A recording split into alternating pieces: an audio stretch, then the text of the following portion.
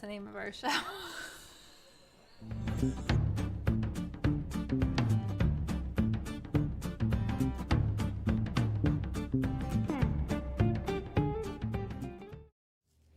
Hello, everybody, and welcome to The Large Glass. My name is Todd. I'm Terri. And this is our weekly show where we bring you a new artist or art-related theme to talk about.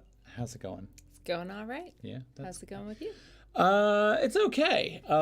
Let's see, who's in the audience already? We've got Shirley and Audrey are watching, and Mom is here, and John Park and Jess Park are both here. Hi to everybody. Glenn Lavertu is here. Bonjour. Bonjour. Nice to see all of you. There's Taylor Backus. Hello. Nice to see you. And let's see, there's Marsolis, our fearless moderator, who's here to, keep things right in the world. Right. So, Poster 333. Hello. I got to tell you, I think the weather today, I was like, after a while, I was like, I just want to sit outside and soak this up. It was beautiful. So I'll tell you what, for all of those of you who are here and not sitting outside enjoying a cocktail, one, please don't leave. And two, thank you. That's really generous of you to join us for that. Let's see, Maggie Morris is here. Poster 333 is here. Boo Jazz is here. Hi, everybody. Nice to see you. Yeah, good to see y'all. Gotta do some cocktails? We're going to do some cocktails. What do you have? You want to start that right away so that we just keep it rolling? Yeah. I mean, we can. We can. Oh, you got the pretty ice cube. I got a nice ice cube tonight. So we were trying to coordinate drinks, and sometimes they switch, and sometimes we stick with them. Mm-hmm. John Park's having a margarita. Oh, nice. I think that sounds perfect. Let's see. I'm trying to read my screen. Teresa Day. So excited for this show. Hi, Teresa. And in the green room, which basically amounts to a screen right here, I can see Sherry's face. So I think she's pleasantly surprised by all the names I'm calling off. So for what it's worth, let's see. G4 Reposado. Ooh. Oh, that sounds nice. Oh, David Backus is here. David is here. Hi, David. Hello. Rum, pineapple juice, and vodka. Wow. Nice. The drinks are piling up. All right, well, I'm going to go over to Cocktail Cam. And I am going to mix up a Quickie Negroni for myself and see how well this goes. But we're all drinking different things tonight. So we have got, we've got one Negroni for me. We have, you're having the 19 Crimes Martha Stewart. 19 Crimes Martha Stewart. Which is it's a great Chardonnay. I got to tell you, I love it. I'm a little bit addicted to it, I think. Oh, well, don't say that. That's well, not in, That's got implications. Also, Cocktail Cam needs to be adjusted because all you can see is my big hand. And that's not really what I had intended for Cocktail Cam. So let's see if we can shift this up. We're tight quarters here. We need a real bar. We're going to stir this up a little bit. I've got this lovely round cube, which I'm a fan of. And we'll give it a strain.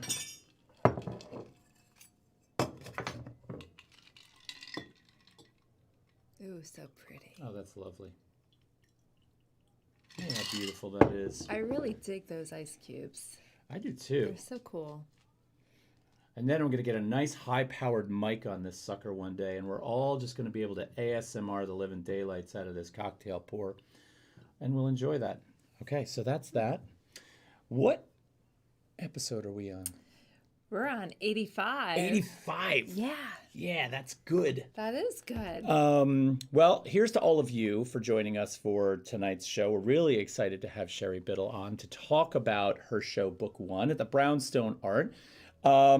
Cheers. Cheers. Let us know what you're drinking in the chat. Oh, God, that's so good. It's so pretty. This might be my cocktail for every show, henceforth, until maybe the weather cools down and I have to move to something a little darker. But, God, this is good. Yeah. Taylor, are you having a Negroni also? Ooh. Nice. David's having the Côte d'Aron. Let's see.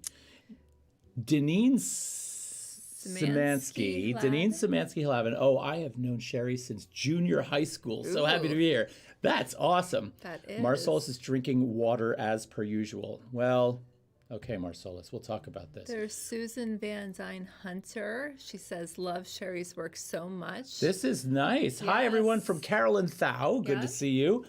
Speaking of Carolyn Thau, we need to talk about some Whittemore and Hunterdon Art Tour business that's coming up. So that's coming up very soon, a couple more weeks. Yeah. So for those of you who don't know, the Hunterdon Art Tour is held in Hunterdon County, New Jersey, every April-ish, May. This year it happens to fall right between the two.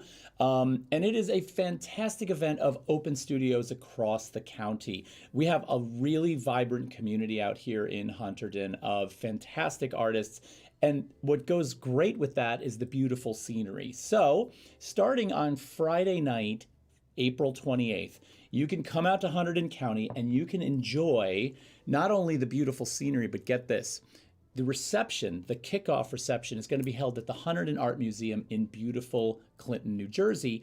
And you can hang out on this terrace right here next to the waterfall where the reception will be held. You'll get to see the art of all the artists that are on the tour, and it'll be nice. That's Friday night, April 28th. What? Sorry. April 29th. You, but 29th. Oh, my God. That's okay, just because that weekend, it's the switch with April and May. So Right. I'm a hot mess with that. So Friday night, April 29th from 6 to 8 p.m. at the Hunterdon Art Museum. Then on Saturday night, April 30th, all day Saturday, we're going to have the western end of the county studios open. There's a map at the website. I'm going to be posting all of this information on our website. So if you want to head over there, you can, and you can find anything you're going to need to know about that. In the next couple of days, I'll have everything posted on thelargeglass.org. But Saturday, April 30th, you will be able to see all of the western side of the county studios. And then in the evening from 6 to 8 at Whittemore, which is in Tewksbury, New Jersey, there's going to be a whole second opening with all of the artists that they have there. That's going to be a fantastic event. There's a lot going on there. I will also post links to them on our site as well. Yeah, and they also have a concert going on in the middle of the day at 2:00 p.m. And then they also have a reception at around 6 o'clock that day. Yeah, and you'll be able to meet the artists. We're going to be there, so we can hang out. And then on Sunday, it's the eastern section of the county. We will be included in that, along with a host of other artists that we've both had on the show and talked to. So definitely get out here to Hunterdon County for that. It's really going to be, a nice time. I'm excited about that. So stay tuned on our website for more information about that and make plans. Okay. Did we have a pin winner this week? We didn't. Not at all. Is it because couple guesses, like one guess. I didn't think it was too hard. And I based it off of a birthday from that week. So April 5th, it was Fragonard's birthday. So I took a little Is that what the little book was from? The book, yeah. For those of you who don't know, on our Instagram page, every Thursday, Terri posts a cropped image of a piece of art, and you get to guess the artist. If you're the first one in the comments to guess that artist, we send you one of our cool enamel pins. Yes. Which, it's kind of nice. It is kind of nice. We're doing a series of drinks pins, and they're really quite good. Last but not least, before we start getting into our show, follow us. If you're here on YouTube, if you're here on Twitch, please follow us. We would love to have you. We put on hopefully a very good show every week. We've got an incredible lineup of artists coming all the way out into June. We're booked. We're really excited about that, and we would love to have you come along for that ride. So on YouTube, it's simple. Just hit the subscribe button. If you're watching this after the fact on YouTube, hit the subscribe button for us right now. If you're on Twitch, hit the follow button, which is that little heart right there. A lot of people hit the subscribe button on Twitch and they see that they have to pay. Twitch is free. You can subscribe, and that money goes to help support the show, which we also love. But you can subscribe on Twitch or follow on Twitch for free, which we'd love to have you along. So, have I blabbed enough? Do we have any other business? I don't think so. I think that's pretty much it. Gilbert Gottfried died today. I know. Today was a bizarre day, especially with what happened in Brooklyn and then Gilbert Gottfried. It was crazy. Yeah. Crazy we don't want to bring the mood down. But we're not going to talk about We're not going to bring the mood down. Yeah. Yeah. So forget I said anything. Let's see. Marcellus. Ooh, I'd love a second pin to go with my first. Well, I'll tell you, Marcellus, we're going to be producing a whole series You have the A pin, which A is for absinthe. Yes. And everybody's kind of seen the pin already, but it looks like this. That's the absinthe glass. We're doing B is for Bloody Mary, and then we're going to be moving all the way down the line to hopefully eventually have that alphabet. I know I keep promising that. It is coming. They take time to produce. Can't wait for my drink pin. That's from Glenn. We got to get that in the mail. Why don't you address that? I have 3 more weeks of school and then I'm on it. So I do apologize, but in May things are going to get done. So we're just a little backlogged right now as school's finishing up. I see a message on here from Facebook, Bill from Bill Bittle. Her brother Bill is on with Kyra. We love you. Don't worry, Sherry can hear us in the background. Also, we have Bolsali Bizwazi. Says, hi, Sherry, waiting for you with a couple of hearts. It's nice. Wow, and we got Susan Van Doyen Hunter. Love Sherry's work so much. Man, we've got a great crowd tonight. Yeah. This is really nice. Yeah. I think we should get to it. I think we should too. A little without further ado. Yes, little without further ado. So I'm very excited about tonight's artist, and I can tell a lot of people in the chat are as well. She currently has an exhibit entitled Book One over at the Brownstone Art in Brooklyn, New York. It's up until May 6th, so if you haven't gotten a chance to see it yet, you could certainly see it up until then. Sherry received her BFA in sculpture from Cleveland State University in Ohio and her MFA in sculpture from Bowling Green University. She is shown in solo exhibitions at Taste Like Chicken Art Space in Brooklyn, Mendelssohn Gallery in Pittsburgh, Colonial Arcade in Cleveland, India House of Parliament, and Artist Space New York City. And she's also been featured in group exhibits pretty much all over the world, including France, Bombay, India, and in various states throughout the United States. Again, she's got that exhibit up, and that's what we're going to kind of be focusing on tonight. So, ladies and gentlemen, we are pleased to present to you Sherry Bittle. Hi, Sherry. Hi. How's it going? It's going great. Good to see you too. Yeah, nice to see you also. This is great. I want to really point out that, I don't want to understate the fact that, this whole show tonight with you is really centered on your current exhibition at the Brownstone Art in Brooklyn, which we're thrilled about. I mean, I've seen, I wasn't able to make it to the opening. I apologize, but the pictures look fantastic. How did the opening go? The opening was so amazing. I don't even have words for it. It was so spectacular. It was loaded with more people than I thought would be there, to be totally honest, on a beautiful Saturday afternoon. And people traveled long and far to be able to come to the show. The furthest distance was from my best friend's daughter and her husband, Danny Belinsky and Kit Mook, came from Colorado to see the show, which was beyond generous and kind and supportive. And it felt really good. The show felt special. That's great. That's great. David Backus is reminding us that there is a closing reception on Saturday, May 7th, which I think he's sort of hinting at me saying, well, you didn't make the opening. Get out here for the closing.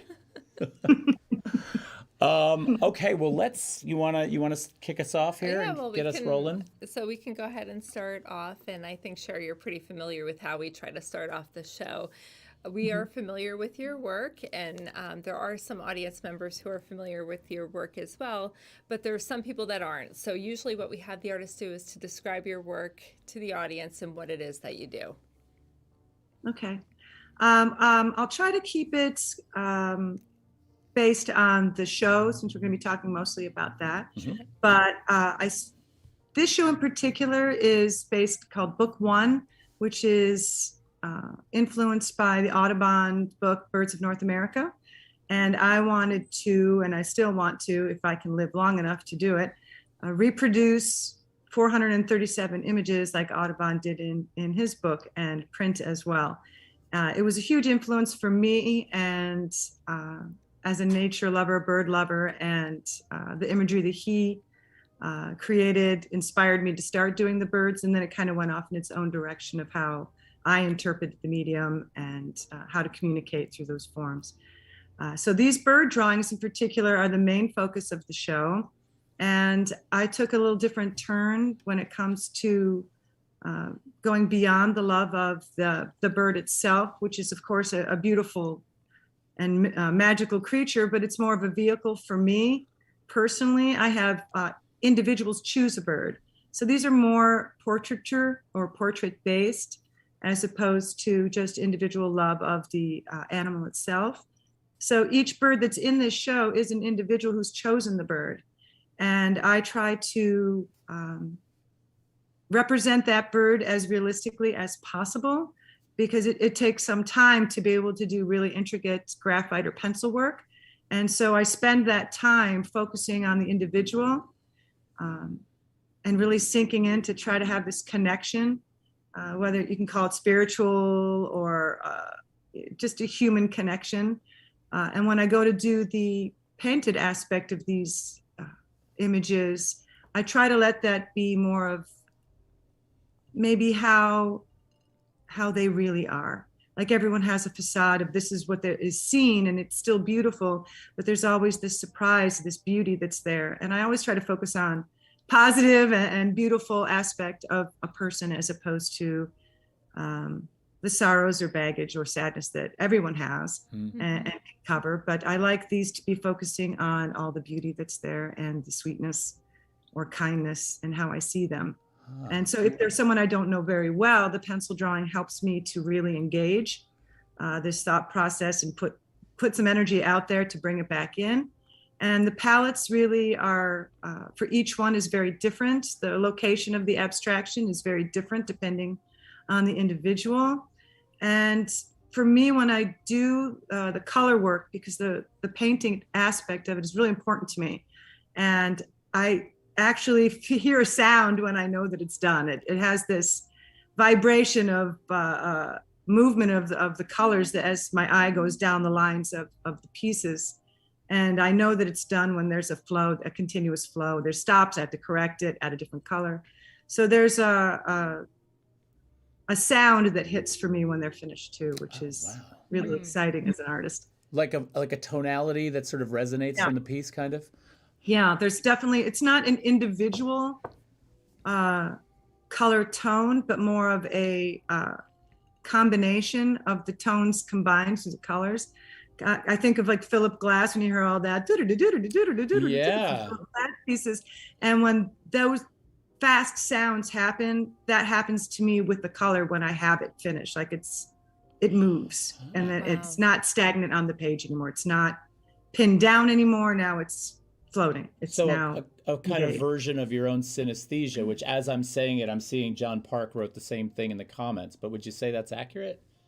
I would say it's accurate. I don't see myself as a synesthete so much. A lot of people have that, and it's a really interesting and wonderful condition. But I don't think of it as a cult. I don't think of it as religious, and I'm not sure. I've never labeled myself as a synesthete, but I know that I hear color is very special to me. It's specific, and it's very specific per person too. Like it's not like I can't casually pick a color for an individual. It will tell me exactly what it needs to do. Right. That is really interesting. That is very interesting. So I was going to ask you about something. First of all, before I ask that question, for those of you that are in the chat, please feel free to ask as many questions as you want now, and we will try to relay them to Sherry as we go. And if you feel like we've skipped you, we will almost always try to get to you. And if we don't, before your comment goes off the screen, just type it again and we'll ask. So we'll try to get in as much as we can. And that being said, let's see, there's a few people here. There's Katie Cullen-Janosh, Tabitha Rader is here saying, woohoo, go Aunt Sherry. Poster 333 is here. So there's a few people that are popping in. Kelly Belinsky, don't want to miss out on any of these people that are commenting. Valeria Kovacheva is here. So everybody's commenting beautiful things about your show. So that's certainly worth noting right now. We want to point that out. And thank you so much to all of them.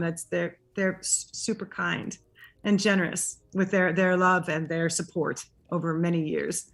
So tell us more about the plan for the book, for book one and its trajectory. Do you envision this living as a physical book? Like what's your vision for this? I'm hoping for a physical book. I really am. It's a lot of images and they take so much time, and when you're teaching and doing other things, it's hard to squeeze it all in. And it's when I'm at the studio here in Brooklyn, that's when these drawings get done and sculptures get done. And when I'm away at the house in the Poconos in the summertime, that's when printmaking gets done and ceramics gets done. So I think I'm going to have some crossover to make sure that I have enough time to integrate and get a commitment to make sure I get the 437, which is not going to be easy when I want to do the other things as well, you know.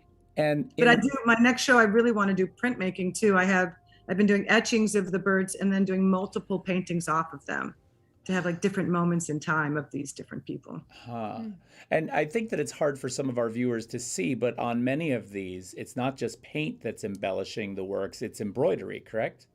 Yes, that's new just this year, actually. The embroidery thread I've been using, yarns and embroidery threads, I've been wrapping objects and creating physical lines with tree branches and wrapping them in yarns for quite some time. And the sculptural additions have embroidery thread very tightly wrapped around them, so it's really a seamless connection. But that last piece that you showed in particular, really, there's only two so far with the embroidery thread. They kind of, snuck onto the surfaces when I made them this year. And I think that's because I want the surface of the work to really just be where I want the eye to go. I know the bird is nicely drawn and rounded out and in space, but I want that surface really badly. I want that spiritual or connectivity to happen as close to the viewer as I can get. And so the embroidery thread made me feel like I was getting even closer to that surface. Yeah, because what's interesting about that is there's a greater tangibility to the color and the embroidery thread, which is essentially the essence of the person, I'm assuming, that this represents. And so the physicality of that seems to get closer to the person, and the bird is kind of, I won't say, it's almost like a ghost image on some level, right? It kind of like the black and whiteness of it kind of gives it a secondary kind of nature. I'm trying to make them beautiful as they see themselves, because that's how I kind of see it.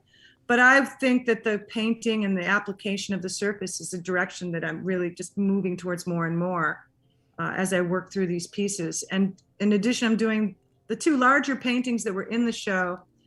They were called Macro 1 and 2. I had blown up images of the bird drawings and removed the bird and repainted just the painting aspect of it. So it was and large, so it was just floating on the surface, which is a really exciting path for me now. Yeah, that's interesting, actually. It's funny to see what some, not necessarily all, but some might regard as, the most recognizable thing, the most palatable thing to some degree. Some people gravitate towards that realism, and then that goes, which I like that choice. Mm-hmm.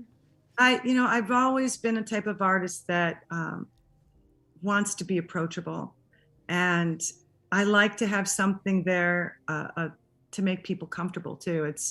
And having that recognizable image that is just a magical entity, and to even perceive themselves as a magical entity at any point because they choose a bird. It brings me a lot of joy when I'm working in the studio. As I'm dealing with different elements of the making process, I like to have the person who I'm making have something as well. Yeah. It's not. Yeah. And, Mike Rader, who we all know, mentioned something to that effect. He says the subtleties and details of the graphite cannot be pictured online. They need to also be seen in person. It's akin to running them through an old Xerox machine, which I get, right? It's real. I mean, I think I have some details in here somewhere that are going to get us close, but I don't think they get us that close. So let's see, can I throw one of the ceramics up here that's wrapped so we can just get a reference to that really quickly? There is one image. By the way, that piece that's on the screen right there is a sound piece. How so? In particular, because it's a wood thrush, and the sound that bird makes is always the last sound that you hear at night. And it's just starting to get dark, and it's this almost it's so melodic but slightly mournful but happy. It has everything. It's saying goodbye to the day. And so these circles are this resonating sound of the bird, and I left that space on the paper to the side where the beak is open for the sound. Gotcha. I left a blank for it. There we go. There we go. I love that. I think we have a, no, it's a water thrush, not a wood thrush. Um, tell me about your interest in Audubon and birds and birding, because I mean, you obviously have to have a connection to this on another level, right? It's not as intense as you think it would be. I'm obviously drawn to them visually, but I think artists, poets, writers, through history have been drawn to these magical little entities. And it just became a vehicle for me. And the only thing that I can think of that connects me to them as choosing them for an art choice, my mother created a painting when I was very, very young of a bird of paradise. Mm. And that image really sticks in my head. And I have that painting. It's not that it's this most amazing painting or anything, but it was something that to me at that age was the most beautiful thing I'd ever seen. And she was so very proud of it that it had so many attachments to it, more than just the bird, that it facilitated maybe that direction for me. Yeah, But for the longest, this is only the past maybe 15 years that I've been doing the birds. But before that, I was object-based and abstract, linear. Mm-hmm. Yeah. Huh. And on the note of your mother's painting, there's two questions back to back in the chat from Shirley Prolinsky and Poster 333. One is, do you have a perfect bird? And the other one is, what is your bird? This is very funny. I do not have a perfect bird. I rotate back and forth on the birds that I love. I often gravitate to water birds, shore birds, because I like to kayak or canoe down the Delaware River. That's my sweet spot. And that sort of environment gives me a lot of joy. And so anything that's in that environment slowly seeps into my artwork. So I think water birds. But my bird is a really strange bird. It's not a typical bird. You wouldn't necessarily pick it, but it's called the American woodcock. Yeah. And I like it because it's funny. Its nickname is the Timberdoodle. So when I think of it, I laugh. It brings me joy. They have a great beak. I love the beak. They have that long beak, yeah. And they dance. They do this little pop, this little happy little thing that they do, and they do this swirl into the air, and it made me happy, like laugh out loud happy when I saw it. So I knew that I wanted to be that bird. Whether I am that bird or not, but I wanted to be that bird. Yeah, I wonder where the line is drawn there is the bird that you identify with, and then whether or not you in fact are that bird, which is interesting.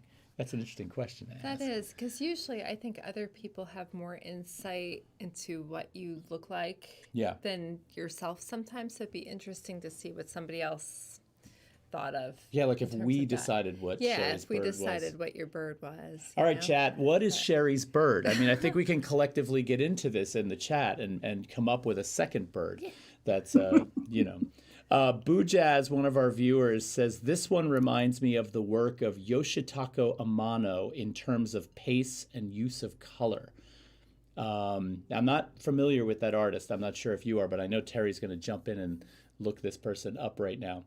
But that's interesting. Also, Donna May is here. Donna Moroniak May is here. And let's see. I think I said Karen Ann King already. So... Oh, space, that is. Okay. So, in terms of space and use of color. Mm-hmm. He's correcting himself in the chat. Gotcha. That one's Mike. That one up there is Mike? Yeah. Oh. Is that a stork? It's a wood stork. Huh. Oh, so wait, now so Mike decided to pick that one, right? Mm-hmm. How long did he take to do such a thing, to pick his bird? Did he know right away, or did he have to go and sort of think about it? He knew it kind of quickly. He likes the ugly beautiful. Mm. He's type of things, and the wood stork has that vulture-like head, and it looks like prehistoric and pterodactyl-like, and of course with Mike's love of kaiju and all things odd and interesting and magical, he gravitated right to that bird. Love that. I love that. Let's keep rolling here. Let's see. Callie Rader says thank you, and I think Sherry is the blue. I think she means heron, from the shores of the Delaware, the great blue heron. which that's a compliment. That's quite a Very bird. nice bird. Yeah. Let's keep going. Oh, you know what? I meant to put up that sculpture piece a minute ago, and we got to talking about the other one, but let's jump in and look at that for a second. So I'm curious about the process with some of these, and I guess it relates to sculpture as well. So, how do you work? Do you keep a sketchbook? Do you use live models? Like what? Because A little bit of both. a little bit of both, and like with the sculptures, I imagine it's a different process because I can really think of that hand-eye communication happening where you sit down with something and you just kind of see where the process takes you. And I imagine that that's a totally separate process, but yeah, can you walk us through some of like your process with like maybe let's start with a two-dimensional and go from there? The two-dimensional pieces, I always start with the drawing. I don't lay out where the painting is going to be. I try not to think about the painting at all. I only focus on every detail of the bird itself. And in all honesty, when I do them, I'm looking at photographic images or combining photographic images that I pick up online or ones that I've taken. And they're incredibly detailed, but they're not incredibly real. So even when I try to copy something, the pencil finds its own way and creates its own layering. And people who are very work graphite, they understand that you understand these unders and overs that happen with darkness and lights. And so it starts to create its own rhythm as I do them. And I have a tendency to work them in long spurts, like many hours at a time before I get up from it. Like I won't work for like a half hour and then go because it takes a while for my hand, or my brain to wake up to get into it. Right. And like disappear into the pencil. Right. Or into the paper. So I do the drawing first, and then I kind of sit on it for a little while. I'll do, sometimes I put like a Mylar or something and just draw on top of it. So I'm pretending the bird is, it's underneath there, but it's like a shadow form. And I'm thinking about the person when I'm doing it. And I'm lining up my colors because when the painting goes, it goes usually in a day, in one shot. Gotcha. Huh.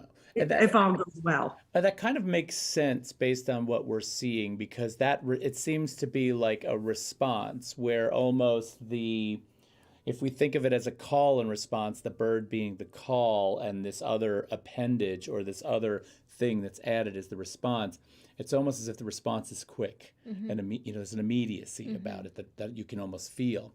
I still want to get this detail up there of the sculpture piece so we can see that thread wrap. But oddly, in the sculpture, that response that we're talking about being immediate in the 2D work seems to be a really painstakingly long process in the 3D work.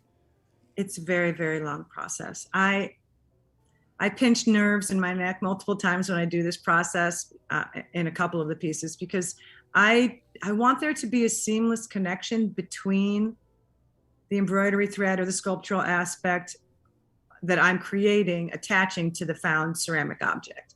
I want it to appear real, like it should be there, like not that it's this, like it's not like putting on a hat, it's supposed to be there. And so I want the embroidery thread to be very intensely, tightly done. So I don't want to see glue. I don't want to see breaks where the mystery is broken. I want it to be real. In that moment.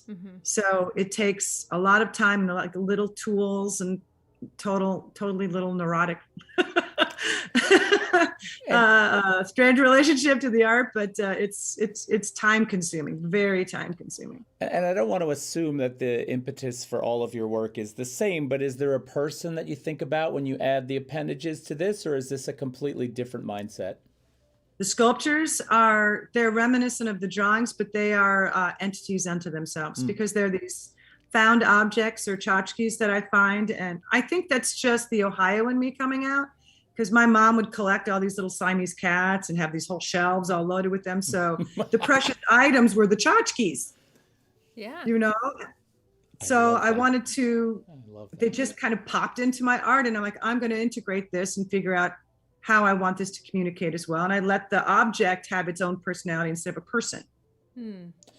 But then, I can't help but think about the way in which this fantastical sort of growth appendage, outward sort of extension, like I almost feel like we're seeing it as if the owl sprouted a series of eyes that was able to see into the dark or see out into the world even more. And I don't know, there's a question I want to ask you, but now that we're talking, I don't think I want to ask you. I want to ask you, I don't want to ask you. Go ahead. Well, I know. What's the worst that could happen? Well, I don't know. I look like an idiot. But I know, I know that you and I have a mutual interest in sci-fi. And I can't help but think that even though nothing we've talked about so far seems to suggest that that creeps its way into your work, when I see something like this, right, I start thinking about ways in which that whole sort of speculative question that sci-fi seems to ask about the what if in the world of technology, you know, and how it sort of propels us into that fantastical place. And I see these and I'm like, yeah, I can smell it there somewhere, but I just can't put my finger on it. This has a very Spore-like feel to it. Yeah. Like it is, when you think of the original Star Trek series or any of those where the spores like go blow into a person's face, they get transformed to something else. It has a transformative feel to it. And I am like an amateur mycologist as well. So I'm a mushroom hunter. So this is also, it seeps into my artwork. I try not to let my life and my art be separate as much as possible. So if it goes into my work, then so be it. You know, I love that. Yeah. I love that. But these colors and right there in the embroidery thread, those eyes are the exact colors of the eyes of the ceramic. So they are eyes that are blooming out at you. And I guess I never really decided in that piece if the owl wanted to see more or wanted to be seen. You know, I'm not sure. But what I love about that piece, it's really precarious because its branches spread out really, really far. Yeah. And it kind of wobbles a little, even when there's a vibration from the subway or in the space, someone walking. And it reminds me that when I think of that piece, when I made it, I wanted to be able to stretch as far as I could stretch, and risk breaking. And let it risk breaking. And knowing that I'm going to risk breaking and I'm going to do it anyway. Well, the precariousness, though, then kind of becomes part of the piece, which I would love to see that vibrate as a train goes by. It does. It bounces. It's a little bit. There's some questions coming in that I want to really quickly read before I forget. And Susan Van Dwayne or Doyne Hunter asked a question that I was actually thinking of before when you were talking about the pencil drawings. But do you have a favorite brand of pencil or paper to work on? So now we're getting to the artist questions here. And boy, that's tough. I get a little crazy about pencils. Yeah. I can't even think of the brand. I've got a drawer full of them, but when I pick them up, I use the lead. So it's not an actual pencil, it's the lead. I put the lead in, so I have multiple like HB, B123, whatever. But it has to have a specific feel to the pencil that I'm holding that holds the lead. And I like them to have a little bit of a grip at the end that could be metal, but I usually prefer the little plastic edge so you can hold it a little bit better. It's a little bit more control. So, and I don't use the eraser ever that's attached to the pencil. I think that's awful. Yeah. I always have a white eraser. For years I had the pink eraser, and then I realized it left a mark on the paper, and that made me crazy. So then I switched to the white eraser, and I would keep cutting it with an X-Acto blade to make sure I didn't have any graphite marks on it. So I'd have a clean erase because I don't erase much. I try very hard not to erase when I'm making them. Gotcha. A few very light lines, and then I try to just let it go. I love the process questions. I mean, I really feel like, it's the window into, seeing you work. There's always been this part of me that wants to have this permission to come into the studio and shoot a sort of candid video somewhere of you working and then get to kind of show that. And you don't know when we're shooting it. But Katie Cullen-Janosch says, where do you work to create? And do you listen to music while you work, or is that a distraction? And that's actually a question we also ask on the shows. What do you listen to? But that's a good question. I'm a little bit, I'm not typical when it comes to sounds in the studio. if I listen to music when I'm working on, especially the drawings, I have a tendency to want to either sing or dance or move to the music. And so that really gets in the way of it's a happy life and it's great, but it gets in the way of my making process. So I have a tendency to have white noise in the background when I'm working.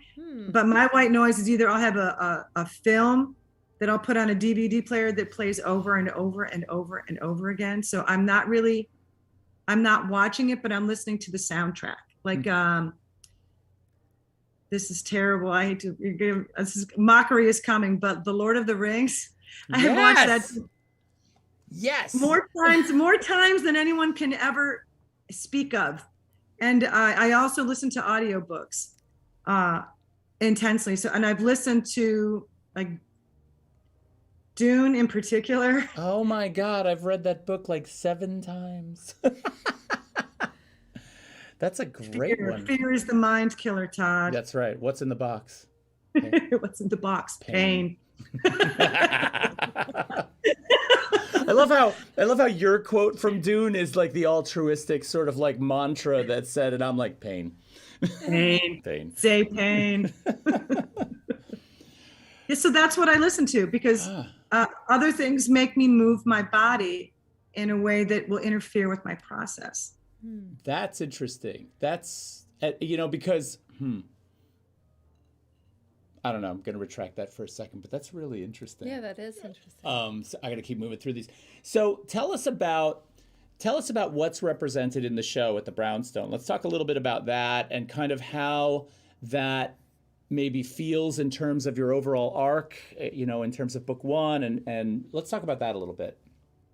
Well, the show itself consists of 11 of the small bird drawings, which are 8.5 by 11. And I like cold pressed paper to go back into the paper. I don't like a really super smooth surface. I got to have a little bite on it for the graphite to go into and the gouache. So there's 11 of the individual portraits, we'll call them. There's 2 sculptures that were made, and also 2 of the macro paintings where I blew up a painted aspect of one of the drawings and eliminated the bird from it, which is really kind of taking me back to my abstract work that I did prior to when I got into this series of drawing birds, which was really interesting for me to feel this cyclical experience of coming back around, influences that shoot back, things move back and forth when you've been making art for this long, that influences come in and out. Yeah. And like the one I have up here, or the detail of the one I have up here right now, is the one that's behind you and the one that's on the screen, both sort of pieces of that work that represents the bird being taken out? The piece that you're looking at, that detail is a piece of the bird being taken out. And that was a scarlet tanager where I removed the tanager and I left the painting and blew it up to a larger size. The piece behind me right there is a work in progress, and that one I added paper clay to the surface of heavy paper to make these bumps that came out of the surface because I wanted to come out of the paper even more. But that one in particular, a dear friend of mine and my mentor, Joyce Pensado, and I worked for her for a while as an assistant. When she died, I felt like all the stars in the sky had exploded.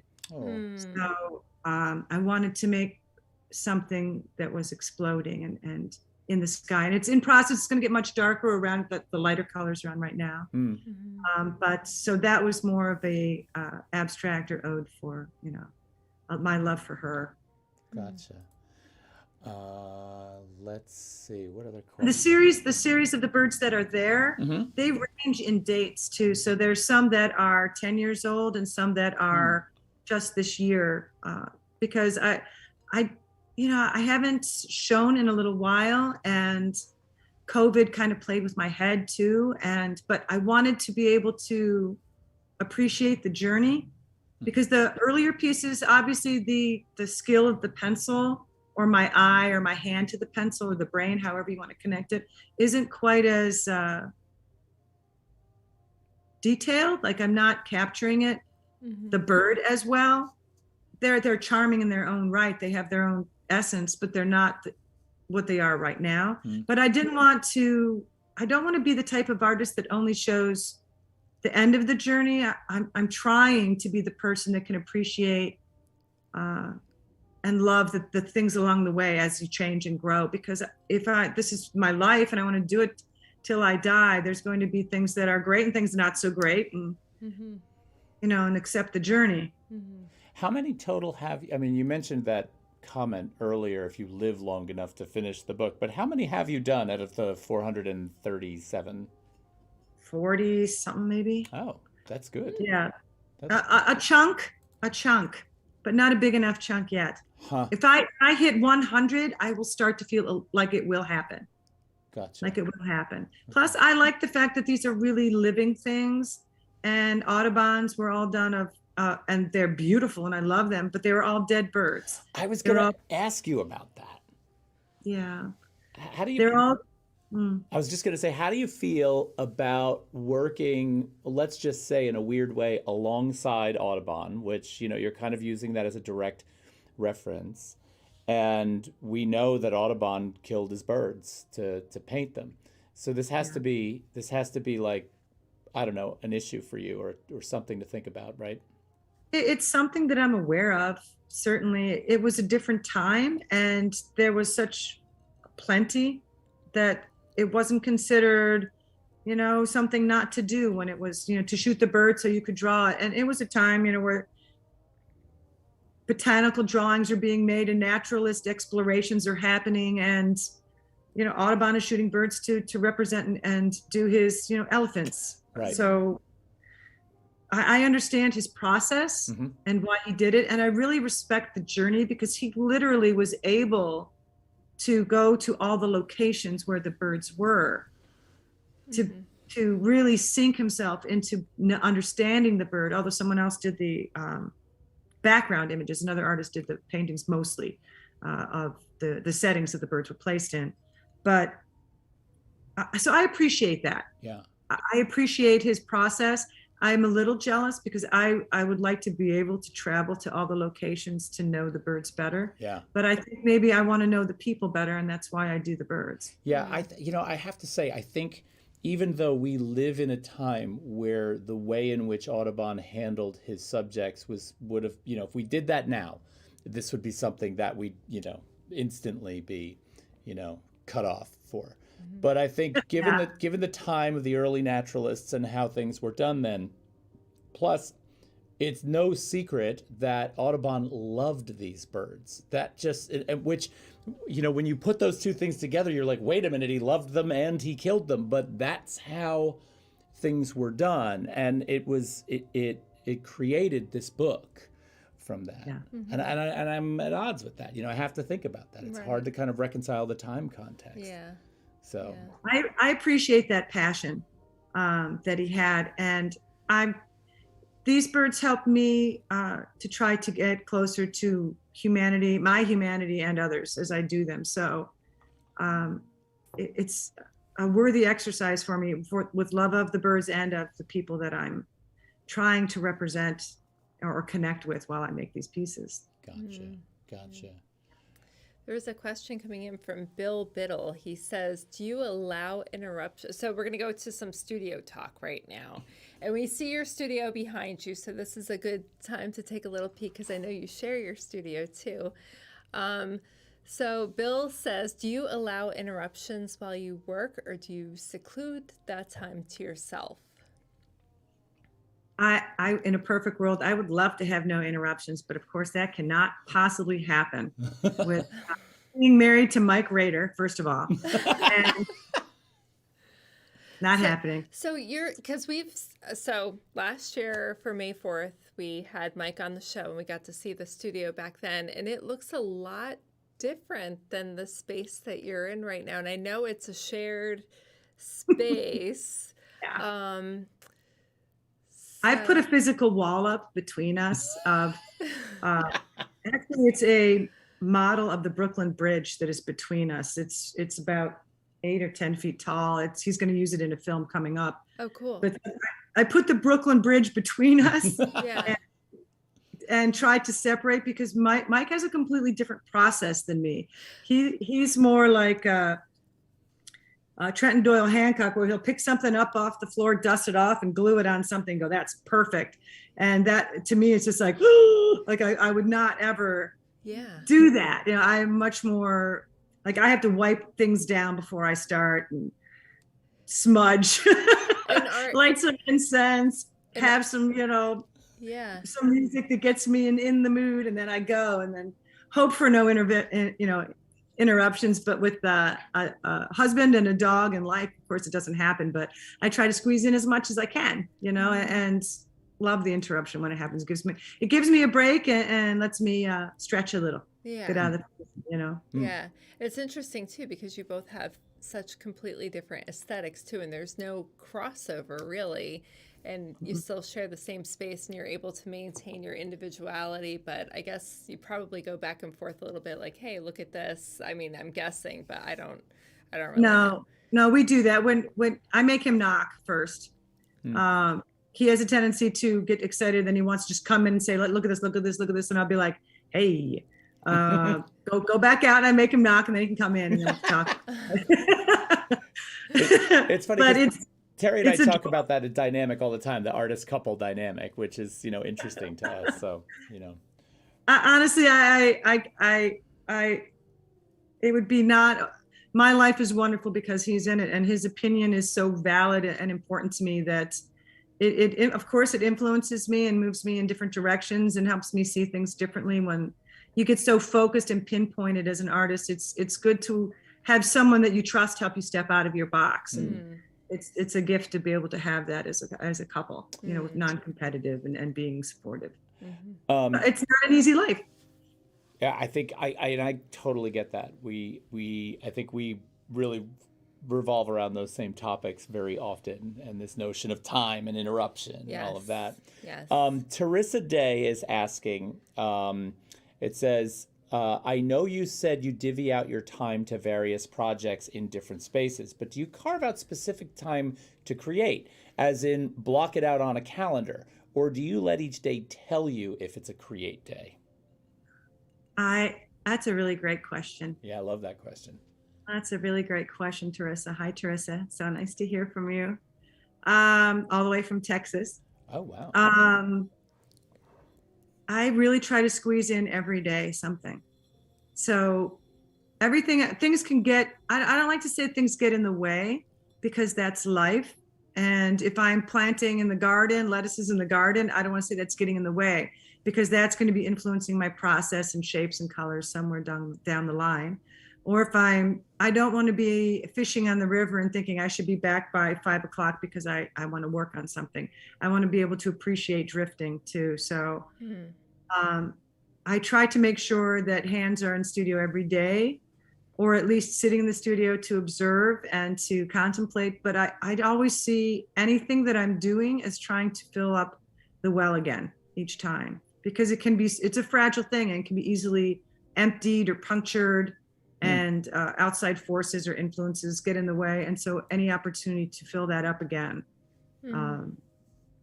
works for me. So I try not to be horribly rigid about it, but if I want to produce what I want to produce, there's schedules that have to happen.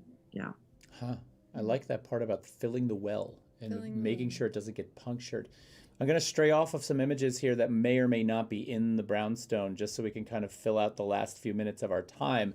I will say, however, that getting over to the Brownstone art will be crucial. You really want to get in and see some of the detail of, these works. And so getting to see them in person will be, I think, top priority. So make sure you try and do that. I will definitely put the link up on the screen before we end tonight, but I wanted to kind of just start breaking into some other images as well. Let's see, what else did we have to ask Sherry tonight? Because I got to the sci-fi part, which I was kind of dying to, see if there was a connection. I'm so glad you got there too. Are you? it's such a strong part of my personality. I can't even mention talking about anything I do without thinking about that. Huh. I mean, the references you're making too. I mean, the Dune thing and the Lord of the Rings thing. I mean, we have to talk more like off camera because that's like, you know. I'm still in shock the fact that my husband fell asleep in Dune. Okay, wait a minute. Wait a minute. Is the best movie version of Dune the one with Sting? David Lynch? Well, anytime Sting is in something, I have to say I loved that version.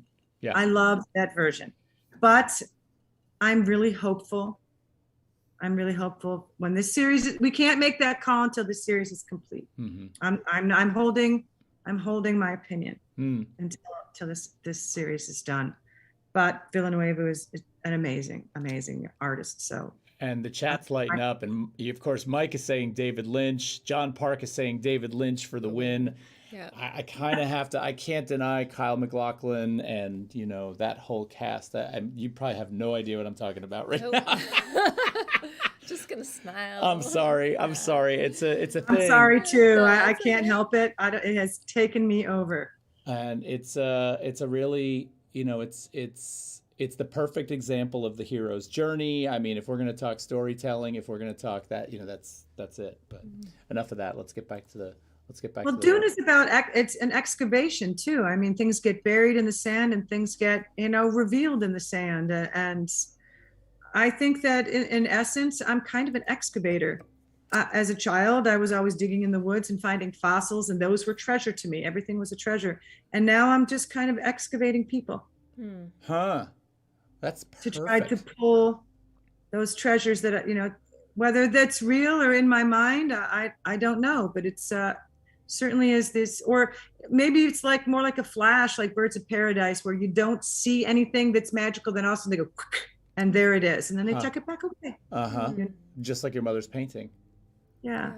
It was a very strong influence on me. Yeah, clearly. That is that's a beautiful flower to actually consider in this whole thing with the ways in which that to me, that flower, is that the flower? Wait a minute, am I thinking of the right flower? Does the Bird of Paradise?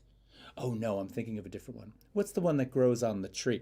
Mom, you're watching the show. The tree in your sunroom. Magnolia? That has the beautiful red flower that pops out. What is that? Jump Camellia? in there. No. She'll tell us in a minute. That's for the chat. Chat people, jump in. Chat people, yes. Particularly my mom. But the reason I was bringing this flower up is for some reason I thought it was Bird of Paradise. I know it's not, but it grows on a tree, and the branches of the tree sort of bear resemblance to the pieces that are coming out from the owl. She says Bird of Paradise. It is Bird of Paradise.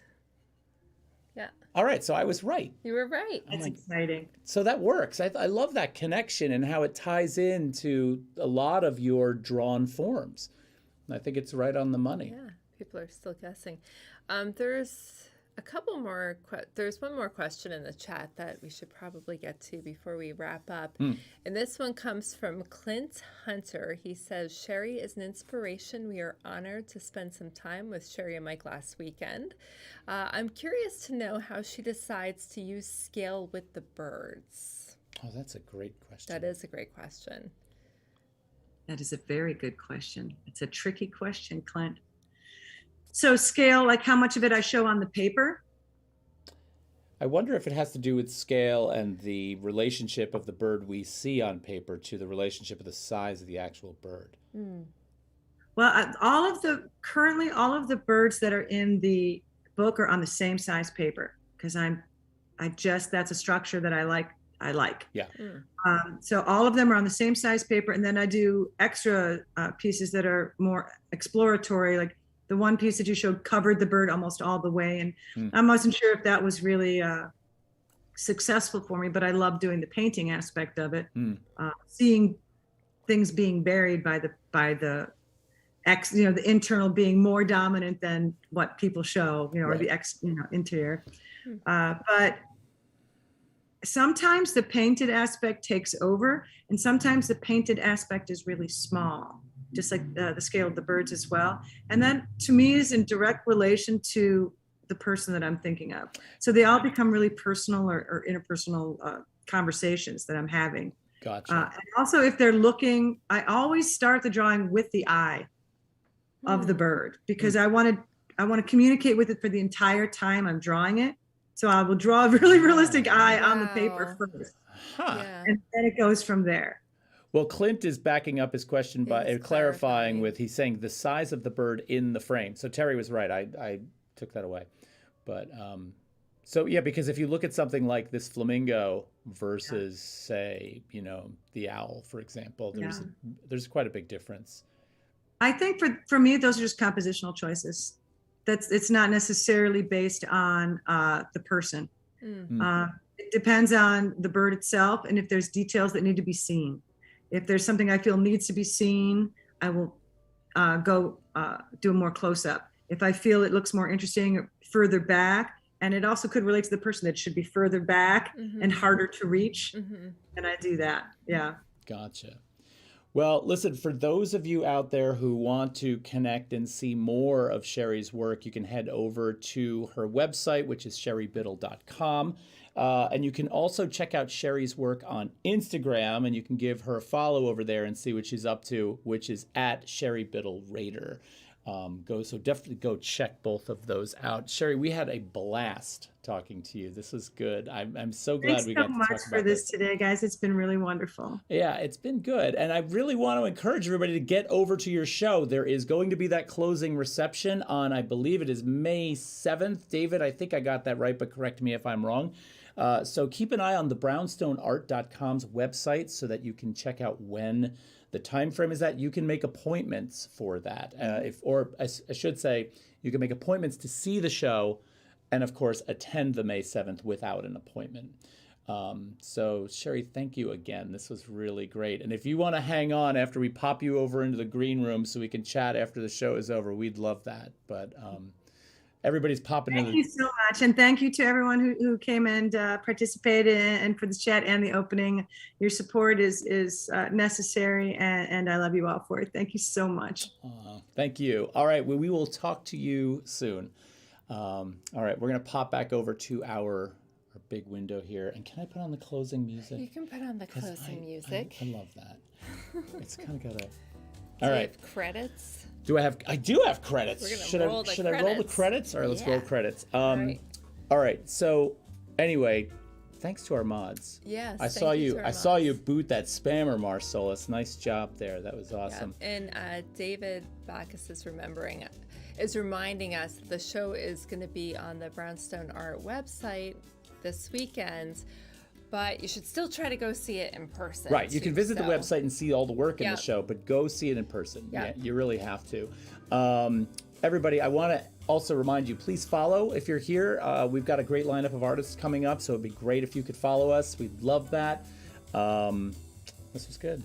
Sherry's work is really... It's really good. I couldn't wait to have her on. Yeah, I'm looking forward to seeing the next 40 images and then the next 40 until she reaches... 400, and then that'll be like 10 shows for us.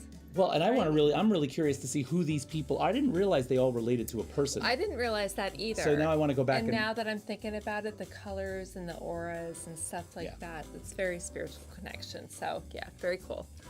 All right, so I think it's time for us to go. Time for us to go. Listen, everybody, thanks so much for joining us tonight. Let's see, next week, who are we doing next week?